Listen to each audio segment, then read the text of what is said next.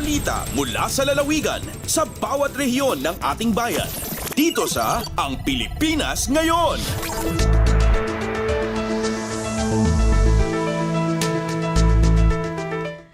Dumako na tayo sa ating regional news. Unahin natin ang mga balita mula sa rehiyon ng Luzon. Mula sa Lawag, 35 insidente ng sunog na itala ng Bureau of Fire Protection sa Ilocos Norte sa unang 2 buwan ng 2024. Ang detalye ng balitang ito mula kay Rani Dorilag. Umabot din di 35 insidente di uram tinirecord di Bureau of Fire Protection itatawin. Dididin pa kamo ni Fire Superintendent Roxanne Parado, Provincial Fire Marshal iti BFP Ilocos Norte. Kuna na makaalarma tinaso nga bilang gaputa siyam kani ito'y di forest fire. Sumagmamano nga structural fire, rubbish fire ken grass fire. Segun kani Parado, iti first quarter ti kadwan tinay maldit nga uram ng runa iti bulan di Marso. Rason at timaod ti Fire Prevention Month Awareness. Iditawin 2019, ket may salaeng tinay maldit a forest fire 2020, 2021 kentawen 2022 ket sagdudwa a forest fire itinay maldit. Ngem iti tawen 2023 ket nai-record ti 21 nga forest fires. Kaduan kani iti napektaran iti forest fires ket iti paset ti National Greening Program ti DNR banag analidayan daytoy. Manipod diti Radyo Pilipinas Lawag, Rani Dorilag para sa Radyo Pilipinas World Service. Balita mula sa lalawigan sa bawat rehiyon ng ating bayan. Dito sa Ang Pilipinas Ngayon. Maraming salamat, Rani. Yan ang ulat mula sa Lawag. Dumako naman tayo sa Agoo. Bacnotan, La Union, LGU naglunsad ng Hooked on Books Bazaar upang hikayati ng mga kabataan sa pagbabasa. Ang detalye ng balitang ito mula kay Albert Kawile.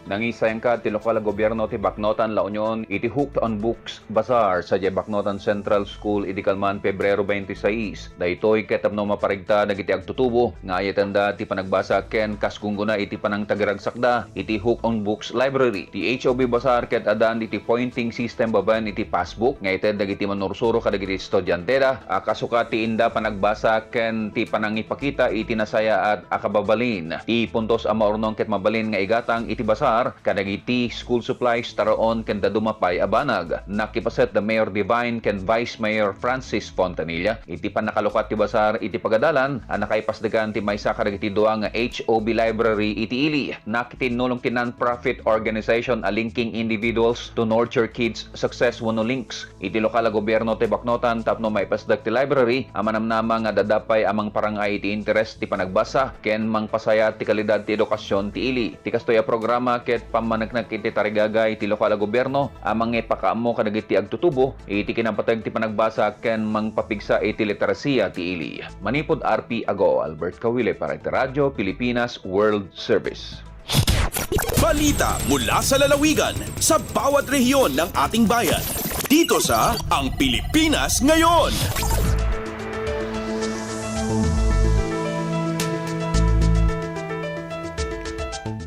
Maraming salamat, Albert. Yan ang ulat mula sa Agoo at kabuuan na ulat mula sa rehiyon ng Luzon. Samantala, dumako naman tayo sa rehiyon ng Kabisayaan mula sa Iloilo. Satellite Office ng National Bureau of Investigation o NBI bubuksan sa lungsod ng Pasig. Ang detalye ng balitang ito mula kay Mary Ann Grace Ereñeta. Buksan sa siyudad Sampasi ang satellite office ng National Bureau of Investigation o NBI. Hiwaton ang grand opening ng satellite office sa Pebrero 28 sa OFW building sa barangay Sablugon, Pasig City. Sa pagtukod sa satellite office ng NBI sa siyudad, mas mahapos kag malapit sa mga kliyente ang pagkuha sang clearances. Ang satellite office hindi lang mag-cater sang kliyente nga mga pasinhon, kundi lakip man sa mga pumuluyo sa kaiping nga mga munisipalidad. Padayon sa karon ang training sa mga personnel sang syudad nga magadumala sa satellite office sang NBI. Naggikan sa Iloilo, Marian Grace Ereñata para sa Radyo Pilipinas World Service. Balita mula sa lalawigan sa bawat rehiyon ng ating bayan. Dito sa Ang Pilipinas Ngayon.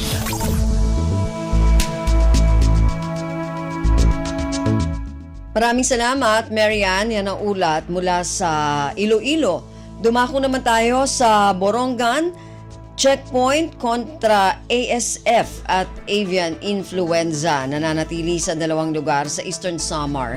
Ang detalye ng balitang ito mula kay Ben Pomida.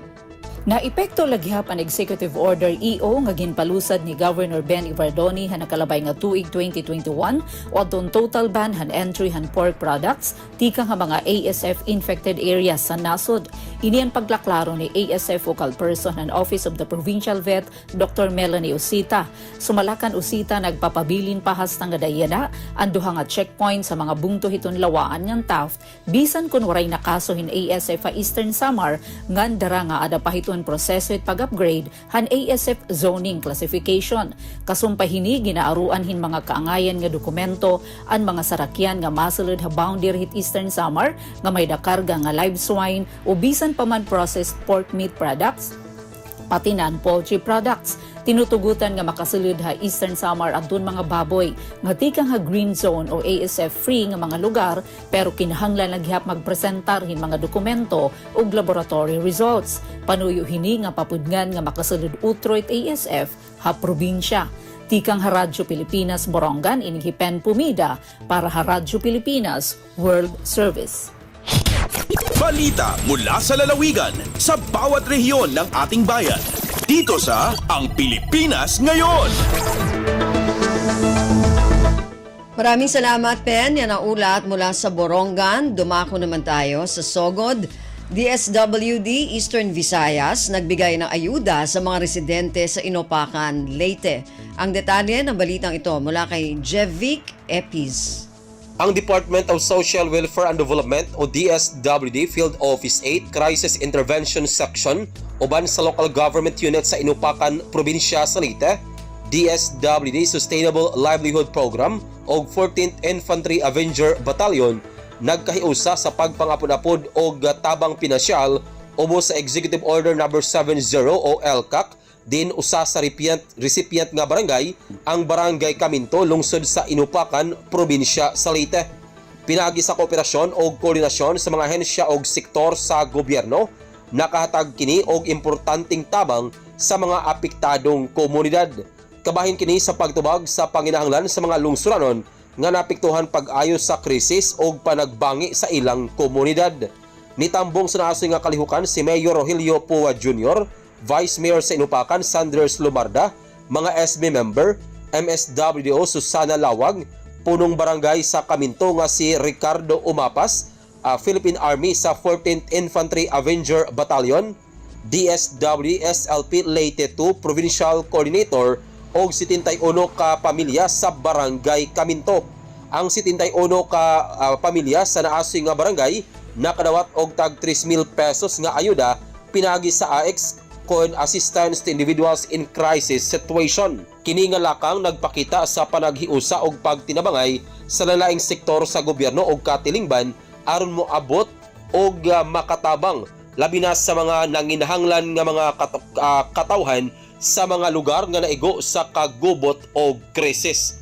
Balita gikan sa lungsod sa Inupacan, Probinsya sa Leyte, Jevic Epis para sa Radyo Pilipinas World Service.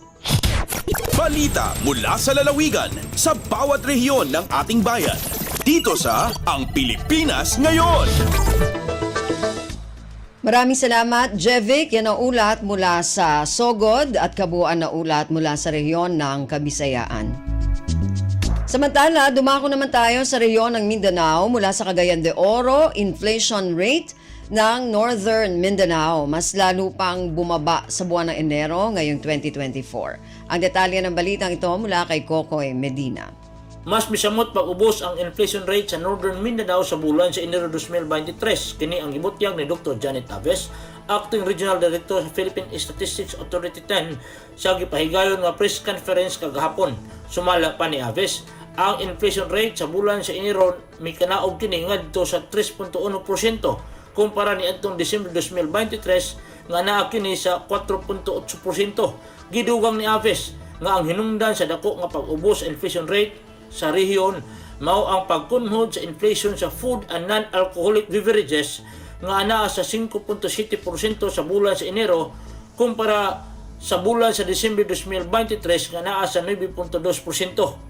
Nag-una ang probinsya sa Misamis Occidental nga dunay pinakaubos nga inflation rate nga naa sa 0.2%, samtang ang probinsya sa Bukidnon ang dunay pinakataas nga inflation rate nga naa sa 5.2%.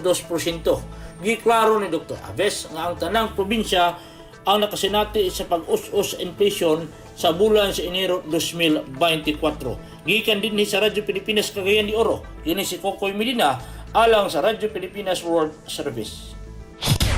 Balita mula sa lalawigan sa bawat rehiyon ng ating bayan. Dito sa Ang Pilipinas Ngayon. Maraming salamat, Kokoy. Yan ang ulat mula sa Cagayan de Oro. Samantala, dumako naman tayo sa Zamboanga.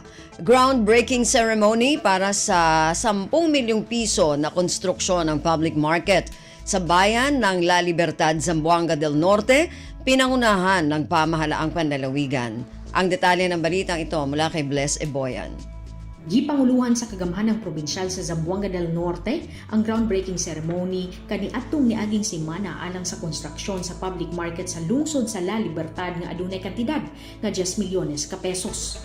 Mismong si Governor Rosalina Halosos ang nanguna sa aktibidad uban si La Libertad Mayor Liza Mejias. Mainiton ang pagdawat sa mga residente sa mismong lungsod sa gobernadora, hilabi na nga talagsaon lamang kini makaduaw ug makabisita. Dako usab ang pasalamat sa mga opisyal tungod kay dili magdugay mibarug na ang ilang ginahandom nga merkado publiko sa ilang lugar. Dako ang pasalamat sa mayor sa La Libertad tungod kay wala gipakyas ni Governor Halosos ang iyang hangyo. Dungag pa niini, adunay mga ginahulat nga lain pang mga proyekto nga mosunod niining public market sama sa pagpasemento sa 3 ka barangay sa lungsod sa La Libertad. Gikan diri sa Radyo Pilipinas Zamboanga, kini si Blas Iboyan para sa Radyo Pilipinas World Service. Balita mula sa lalawigan sa bawat rehiyon ng ating bayan. Dito sa Ang Pilipinas Ngayon. Maraming salamat, Bless. Yan ang ulat mula sa Zamboanga. Samantala, dumako naman tayo sa Iligan.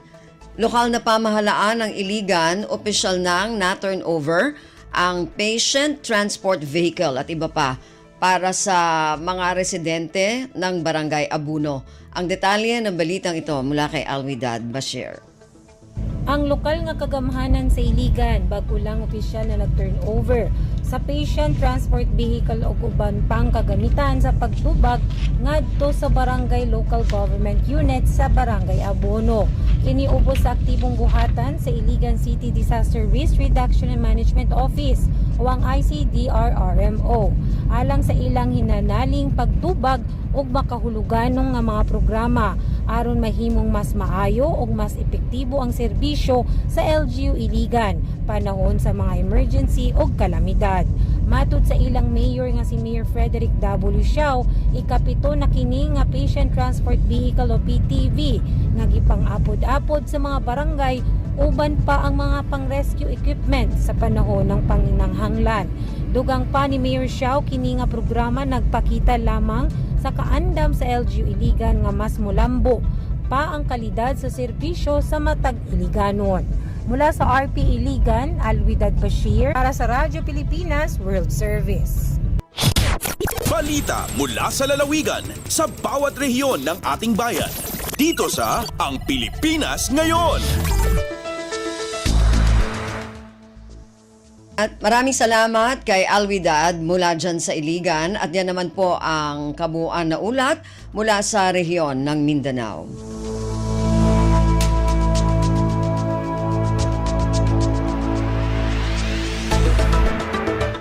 Narinig po ninyo ating regional news para sa araw na ito, kalipunan ng mga balita mula sa iba't ibang rehiyon at lalawigan dito sa Pilipinas.